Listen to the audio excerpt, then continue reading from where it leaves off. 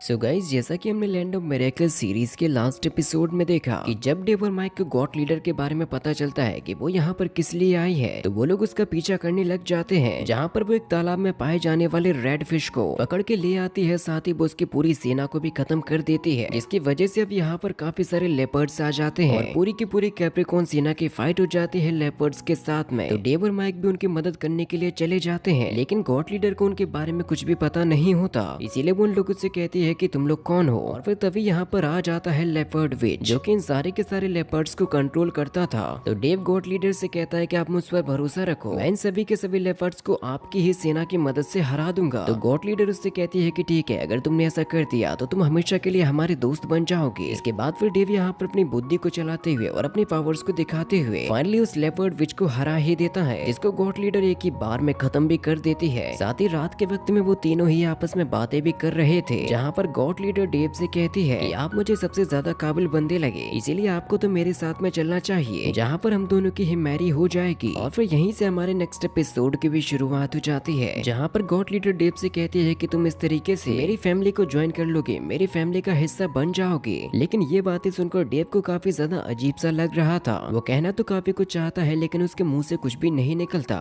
God leader Dave से कहती है कि क्या इसकी वजह से हमारी जो ब्लड लाइन है, क्या उसको कोई भी इफेक्ट होगा, कहीं उसकी प्यूरिफिकेशन चेंज तो नहीं हो जाएगी। लेकिन माइक तो अपने मन में कुछ और ही सोचे जा रहा था कि ये चीज कितनी बढ़िया होगी, और वो कुछ भी कह पाते इससे पहले ही डेव उसके मुंह को बंद कर देता है। और फिर डेव यहाँ पर बात को बदलते हुए उससे कहता है कि आखिर ये किस तरीके की मछली है जिसका तुम लोगों ने चालाकी से मारकर उसका शिकार किया। तो गॉड लीडर उन लोगों से कहती है कि ये एक रेड गोल्ड फिश है, और इनकी बॉडी के अंदर इतनी ज्यादा शक्ति होती है कि ये बर्फ से ढके हुए और जमे हुए पानी के नीचे रहना पसंद करती हैं, क्योंकि इनकी बॉडी में पाया जाने वाला फायर एट्रीब्यूट बहुत ही ज्यादा पावरफुल है। इसीलिए ये हमारे खाने के लिए बहुत ही अच्छा टॉनिक है। साथ ही ये मछलियां अपने आप को सही रखने के लिए अपने पेट के अंदर बर्फ को भी रखती हैं, ताकि ये अपने ही फायर को कंट्रोल कर सकें। इसीलिए हमारी कैप्रिकॉन ट्राइब के लिए रेड गोल्ड फिश को मारकर खाना एक बहुत ही अच्छा सोर्स माना जाता है। ये हमें काफी ज्यादा ऊर्जा देती है और हमें जिंदा रखने का काम करती है। और इस बार मैंने जो किंग रेड फिश को मारा, वो तो केवल मेरे लिए एक टेस्ट ही था, क्योंकि मुझे यहाँ पर मेरे ही कबीले के द्वारा भेजा गया। तो माइकस से कहता है कि आखिर तुमने यहाँ पर किस तरीके का टेस्ट दिया। तो गॉड लीडर उन लोगों को बताती है कि मेरे कबीलों को 10 हिस्सों में बांटा गया है, और हर एक हिस्से का उनका एक लीडर भी होता है, और मुझे लीडर बनाया गया है हंटिंग टीम का। और उसी के टेस्ट को पूरा करने के लिए मैं यहाँ पर आई थी, जिसकी खबर अब मुझे अपने हेडक्वार्टर्स में देनी होगी, ताकि मैं एक असली ग्रेट गोल्डन लीडर बन सकूं। और इस काम में आप लोगों ने मेरी बहुत ही ज्यादा मदद की, इसीलिए आप लोगों का बहुत बहुत शुक्रिया। तभी डेव उससे कहता है कि वैसे तुमने कहा था कि अगर हम लोग इस फाइट को जीत जाएंगे तो हम लोग हमेशा के लिए फ्रेंड्स भी बन जाएंगे। तो माइक गॉड लीडर से कहता है कि हाँ, उसने ऐसा इसलिए कहा क्योंकि अब हमें भी तुम्हारी जरूरत है, क्योंकि हम लोग यहाँ से जाना चाहते हैं एंड सेंट्रल कोर्ट में। तो गॉड लीडर उन लोगों से कहती है कि तुम लोग जैसे ही टियान शेंग माउंटेन रेंज को पार कर जाओगे, तो तुम लोगों की मंजिल यानी कि एंड सेंट्रल कोर्ट तुम्हारे सामने ही होगा। तो फिर डेव अपने पास में रखे हुए सबसे पहले उस मैप को खोलता है, ताकि वो असलियत में उसका पता लगा सके। तो गॉड लीडर तुरंत ही उस मैप को देखकर उस लोकेशन को बता देती है कि यही तो है एंड सेंट्रल कोर्ट, जहाँ पर तुम लोग जाना चाहते हो। और वैसे ये वो जगह है जहाँ पर हमारी डीमन कम्युनिटी के सबसे ज्यादा ताकतवर लोग जाते हैं, ताकि वो वहाँ पर जाकर अपने एंसेस्टर्स की पूजा कर सकें। लेकिन वैसे तुम दोनों तो कोई भी डीमन नहीं हो, तो फिर तुम लोग वहाँ पर क्यों जाना चाहते हो? कहीं ऐसा तो नहीं कि तुम्हारी माता या पिता कोई डीमन हो, क्योंकि बिना एंसेंट्रल कोर्ट पास के तुम्हें अंदर नहीं जाने दिया जाएगा। और मुझे लगता है कि तुम लोगों के पास में वो पास तो होगा ही नहीं, जिसकी वजह से तुम लोगों के जाते ही वहाँ पर तुम्हें मार दिया जाएगा। जिस बात को सुनकर माइक कहता है कि ये जगह तो यानी कि बहुत ही ज्यादा खतरनाक भी है। तो गॉड लीडर कहती है कि हाँ, सो तो है, अगर तुम लोगों ने वहाँ पर चालाकी दिखाने की भी कोशिश करी, तब तो तुम लोग गारंटी के साथ विदाउट एनी रिटर्न टिकट मारे ही जाओगे। लेकिन अगर तुम लोग सच में वहाँ पर जाना ही चाहते हो, तो मेरे पास में तुम लोगों की मदद का शुक्रिया अदा बोलने का एक बहुत ही अच्छा तरीका है, क्योंकि गॉड लीडर के पास में होता है एक एंसेंट्रल कोर्ट पास, जिसकी मदद से वो लोग एंसेंट्रल कोर्ट में जा सकते थे। तो डेव कहता है कि ये तो आप बहुत ही भारी कीमत दे रही हो, लेकिन माइक तुरंत ही उस पास को लेते हुए कहता है कि रहने दो, कोई भी बात नहीं है, हम लोग एडजस्ट कर लेंगे। जब हमने उनकी इतनी मदद करी है तो वो तो इतना कर ही सकती हैं। साथ ही उसने यहाँ पर रेड फिश की बॉडी से आइस एंड फायर बॉल्स को भी बाहर निकाल लिया था, जिसका यूज वो लोग वहाँ पर पैसों के तौर पर कर सकते हैं। इन्हें देने से उन्हें अपनी जरूरत का सामान या खाना भी मिल सकता है। साथ ही वो उन लोगों को इस बारे में भी बता देती है कि इसकी मदद से तुम्हें एंसेंट्रल कोर्ट के अंदर का भी मैप मिल जाएगा, जिससे तुम लोग उसके अंदर की चीजों के बारे में भी जान पाओगे। तो माइक कहता है कि लेकिन अब तो ये सच में बहुत ही ज्यादा एक्सपेंसिव हो रहा है। तो डेव इस बार कहता है कि रहने दो, हम लोग एडजस्ट कर लेंगे। इसीलिए वो गॉड लीडर को शुक्रिया अदा भी कह देता है और उन इन दोनों की ही बातों को सुनकर गॉड लीडर काफी जोरों के साथ में हंसने लगती है और वो कहते हैं कि तुम लोग चिंता मत करो, जब से हम लोग दोस्त बन गए तब से तुम्हारी मदद के लिए हमारे दरवाजे हमेशा ही खुले रहेंगे, इसीलिए चलो अब आओ हम लोग ड्रिंक करते हुए अपना जश्न मनाएंगे। और अपने जश्न को पूरा करने के बाद वो लोग फाइनली एक बहुत ही लंबा सफर तय करते हुए फाइनली एन सेंट्रल कोर्ट के सामने पहुंच ही जाते हैं, जहाँ पर अभी उन दोनों को काफी सारी सीढ़ियां चढ़ना भी बाकी रह गया था। इसका बाहर से लुक एकदम डीमन सिटी के जैसा ही होता है। माइक कहता है कि हम लोगों का चलना और थकना व्यर्थ तो नहीं गया, कम से कम हम लोग एन सेंट्रल कोर्ट के सामने तो आ ही गए। डेव कहता है कि मुझे नहीं पता कि हम लोगों को यहाँ पर जाने से हमें क्या इफेक्ट होगा, क्योंकि हमारे एंसेस्टर्स यहाँ से बिलोंग नहीं करते थे, इसीलिए हो सकता है कि हमें इसके शायद कुछ साइड इफेक्ट भी देखने को मिले। और वैसे हम लोग 2 दिन से सफर कर रहे हैं, लेकिन अभी तक ना तो डेमोनिक बीस्ट टकराया और ना ही नजर आया। तो माइक कहता है कि हम लोग गॉड लीडर को बिना बताए ही वहाँ से रातों रात ही भाग कर आ गए, और शायद मुझे लगता है कि अब कम से कम यहाँ तक रेड क्वीन रूबी तो नहीं आ पाएगी। तो डेव कहता है कि उसके बारे में गॉड लीडर को बताना बिल्कुल भी सही नहीं रहता, क्योंकि उसने हमारी जितनी मदद कर दी वही काफी है। हम लोग जितनी ज्यादा देर तक कैप्रिकॉर्न लोगों के साथ में रहते तो हो सकता है कि हमारी वजह से वो लोग मुसीबत में पड़ जाते। तो माइक कहता है कि हाँ सो तो है, भले ये लोग काफी ज्यादा पावरफुल थे, लेकिन रेड क्वीन रूबी की बराबरी करने की ताकत किसी में भी नहीं थी। तो डेव कहता है कि बकवास बंद करो, हमें यहाँ से आगे बढ़ना चाहिए। और वो जैसे ही सीढ़ी पर अपना पहला कदम रखता है तो उन लोगों के चारों तरफ से कुछ अजीब सी एनर्जी फैल जाती है। ये एरिया उन लोगों के लिए बनाया गया है जो कि डीमन ब्लड लाइन से बिलोंग नहीं करते,